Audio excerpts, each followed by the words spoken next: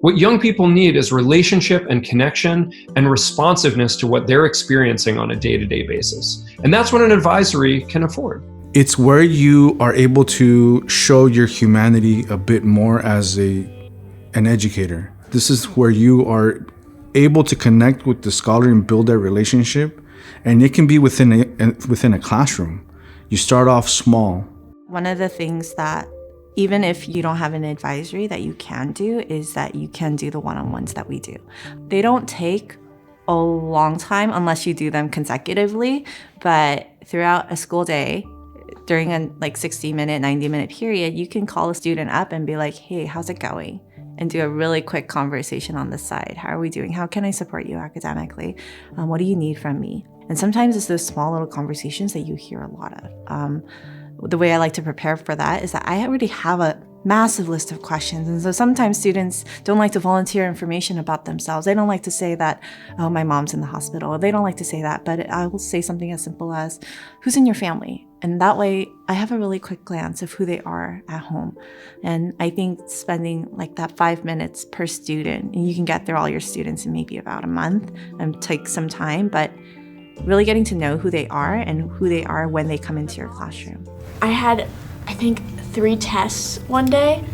How do you study for all that? Yeah. Something else that's really easy to incorporate are circles. A circle can be as long as you would like it to be, but it can be quick, 5 minutes. Let's all get together in a circle and share a word that you're feeling today and something good that happened to you over winter break. And that gives them a chance to gauge each other and to know how each other's feeling, but even as you as a teacher, you can gauge how they're doing. I think that's really important for you to think about how compliments make you feel, right? I want you to think about that, because if you see somebody that you don't like, is it easier for you to say something mean to them? Or when you see somebody that you do like, is it easier for you to say something nice to them? It's easier. My suggestion for a teacher that doesn't have advisory is start with something so simple as a check-in. Have a little 2-3 question survey. That's how I started. And that helps you identify who needs what. At first, they're very generic questions like, what made you happy this week? Is there anything I can help you with? How can I be better for you? At the beginning, if you're consistent, at the first, they're like, nothing. Nah, I'm good. I'm all right. Just very short answers. But then you'll get a couple that'll give you a full description, this is what you can do.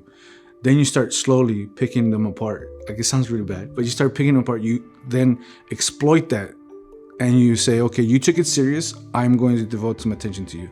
It might take me 5 minutes. I check in, or I bring it up in passing in the hallways or whatever. Hey, you put down this.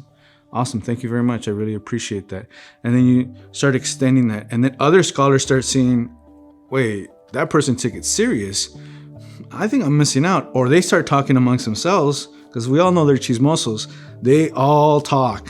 So they're going to talk to each other oh, well, Wences actually asked me this question and he followed up with, that's weird.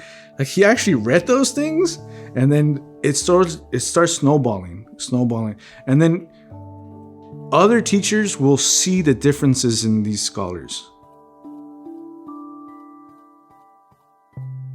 I think for schools that don't have them yet, but maybe have homerooms, there are ways to transition those homerooms into a mini advisory where you're doing activities or exercises that are connecting students that they could be life skills, they could be study skills, but something that's just bringing the students together to feel more connected to the school, to the work, to their purpose. There are other ways that schools could try it if they just wanted to try it on a grade level basis, maybe start with one grade level who's piloting it and just see how it goes, and carving out some time, whether that's 20 minutes, 30 minutes, or an hour-long advisory once a week to see what they find. It's a really great thing to do because you're allowing students to lead, being them. Where's the classroom management piece in that? Where is the behavioral issues? There's none. I started seeing, they're connecting to me a little bit more because there's that barrier that was there, or that obstacle for them. Now they see me as, okay, you're a person.